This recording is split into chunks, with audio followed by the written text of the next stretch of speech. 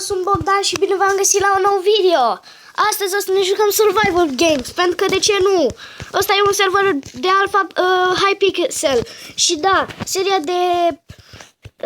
de Minecraft normal este anulată, pentru că m-am plictisit și vreau să mă joc Survival Games.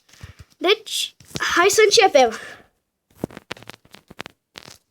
Nu. Da, nu. Oh, nu. The lag is real. The lag is real.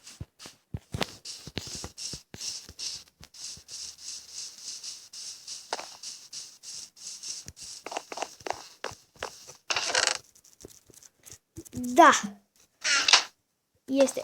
Suntem pe versiunea 0. Stați puțin să mă încălzesc puțin. Deci, suntem pe versiunea 0.13.0. Deci, nu ne mai jucăm până când o să mai apară alfa, nu o să apară alfa-ul pe magazin play, pe altceva.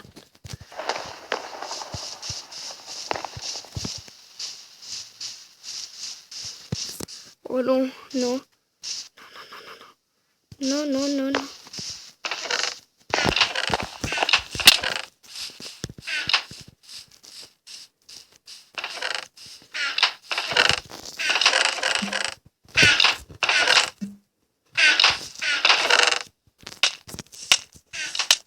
Știu că sunt lovit.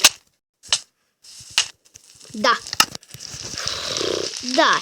Și da, asta e tot pentru astăzi.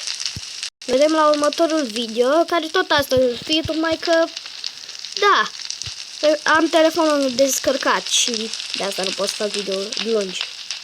Deci ne vedem data viitoare. Bye, bye!